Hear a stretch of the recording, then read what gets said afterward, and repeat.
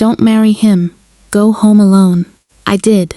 And what I found made me freeze. My name is Claire Weston. I am 29 years old.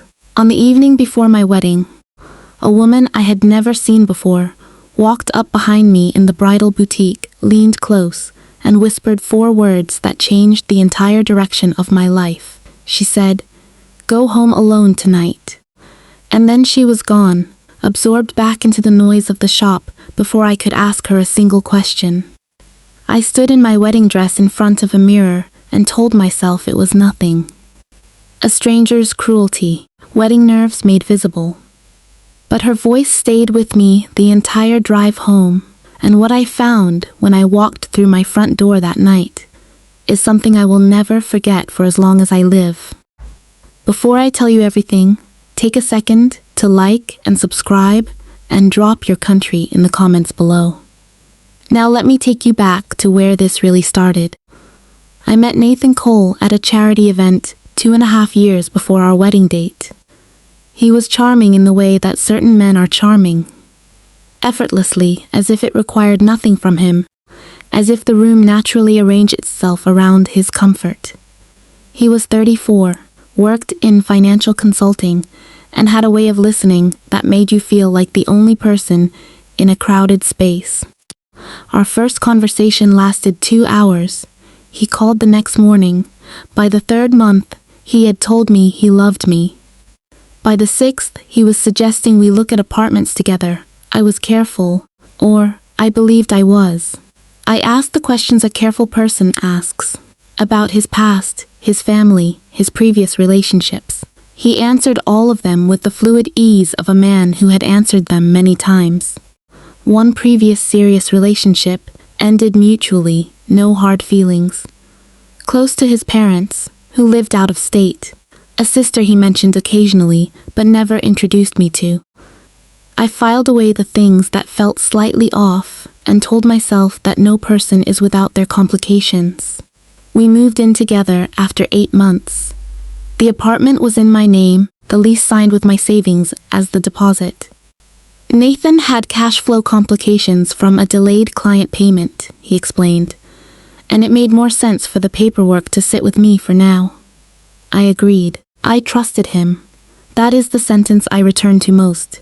In the quiet hours, I trusted him. The engagement came 14 months into our relationship.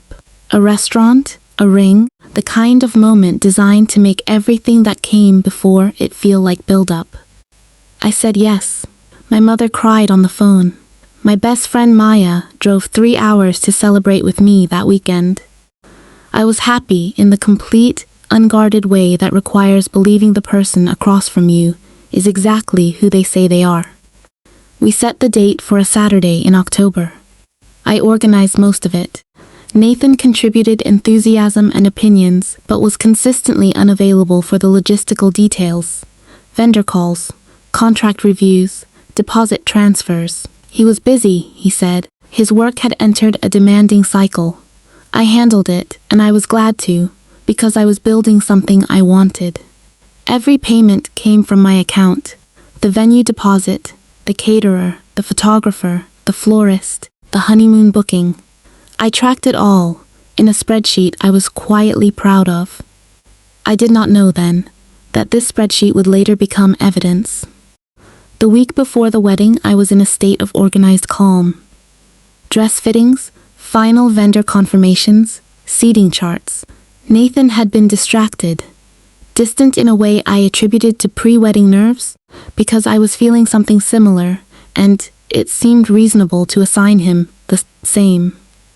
On the Thursday before our Saturday ceremony, I went to the boutique for my final dress fitting. The boutique was busy. Consultants moving between appointments, the quiet industry of a place that handles joy as a professional matter. I stood before the mirror in my dress, while the seamstress made the last adjustments, and I was looking at my own reflection when I became aware of a woman standing just behind my left shoulder. She was perhaps 10 years older than me. Dark hair, well-dressed, an expression of absolute composure. She was not a consultant. She did not belong to any of the other appointments. She was simply there, watching me in the mirror with an attention that made my skin prickle. "Go home alone tonight," she said quietly, close enough that only I could hear her. "Don't go to dinner. Go straight home. You need to see something." I turned immediately. She stepped back, raising one hand slightly as if to say, "Not here." "Who are you?" I asked. But the consultant was already moving toward me with a question about the hem, and when I looked back, the woman was gone.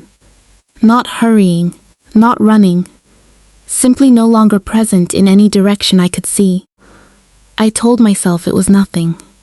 I smiled at the consultant and said I was fine. I drove to meet Nathan and our friends for the rehearsal dinner, and I sat at the table and laughed at the right moments and felt, underneath all of it, the words repeating in a loop I could not stop. "Go home alone tonight. You need to see something."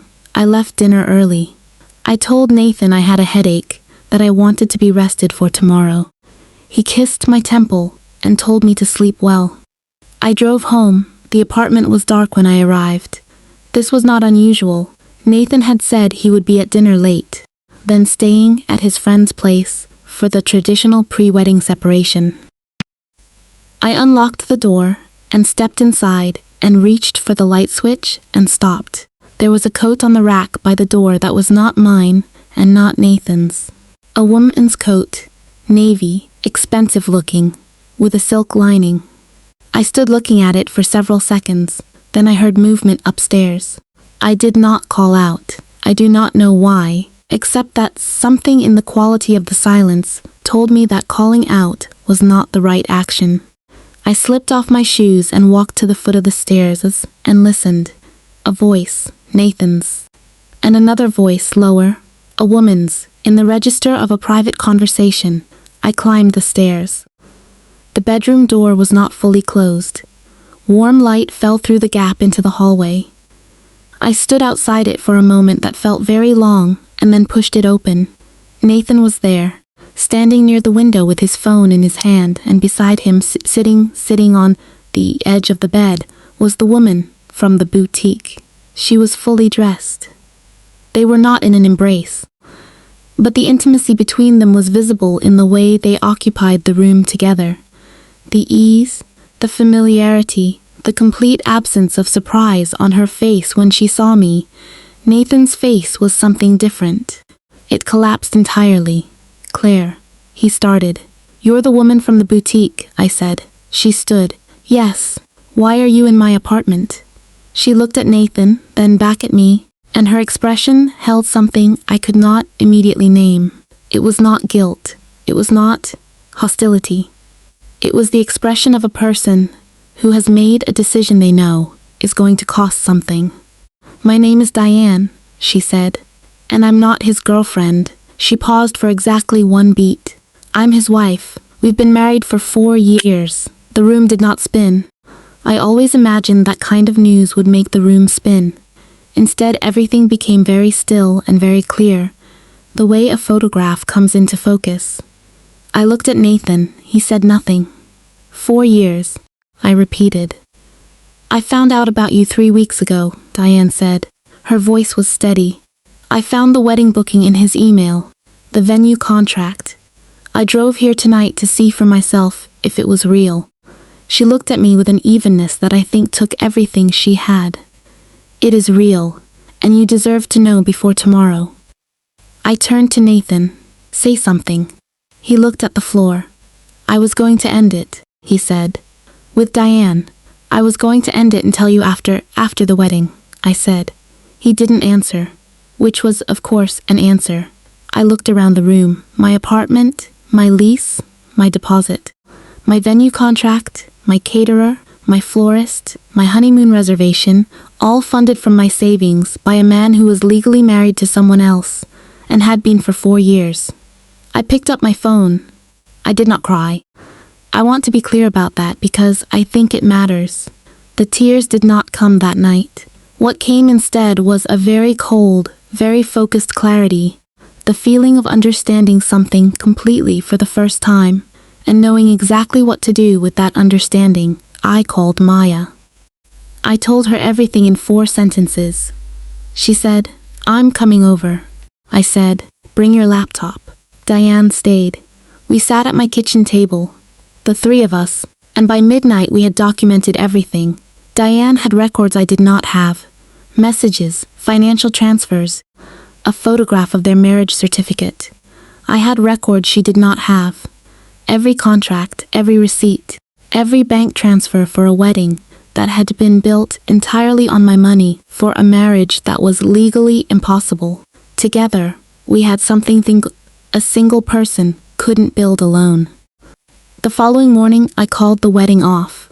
Every vendor, every guest, every carefully constructed plan. And then I called an attorney. Her name was Sandra Reeves. She was methodical and precise, and when I laid the documents in front of her, she looked up after 10 minutes and said, "Bigamy, financial fraud, you have a strong case." She was not dramatic about it. She said it the way a doctor states a diagnosis, accurate, direct, oriented entirely toward what comes next. The legal process moved faster than I expected. The venue contract was voided with full refund due to fraud. The other vendors followed. The financial recovery process began. Nathan's employer, who did not enjoy the discovery that their senior consultant had conducted a financial fraud using an upcoming marriage as the vehicle, made their own quiet decisions about his continued employment. Nathan called once. I answered because I wanted to hear what he would say. He said he was sorry. He said he had made mistakes. He said he hoped I could understand eventually that he had cared about me genuinely. I listened to all of it. Then I said, "I'll see you in court," and ended the call. The hearing was brief by legal standards. The documentation was thorough. Nathan's attorney argued for mitigation. Sandra systematically removed every argument. The judge ruled on restitution, on the fraud claim, on the voided contracts. Every cent I had spent was recoverable. Nathan's legal exposure extended beyond our case. Diane had filed separately, and the two cases together painted a picture that left very little room for interpretation. I walked out of the courthouse on a Wednesday afternoon into ordinary October light. Diane was beside me on the steps. We had not become friends. Exactly. The circumstances were too strange for that simple word. But we had become something. Two people who had handed each other something necessary at a moment when neither could have managed alone. "Thank you," I said.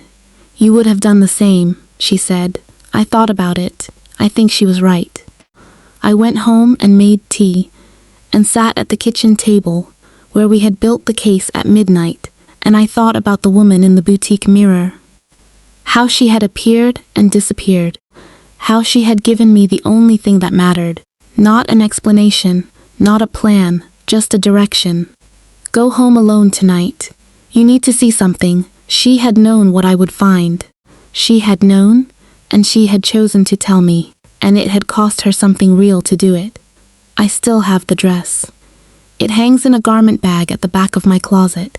I have not decided yet what to do with it. Sometimes I think about the charity option, giving it to an organization that helps brides who cannot afford a gown.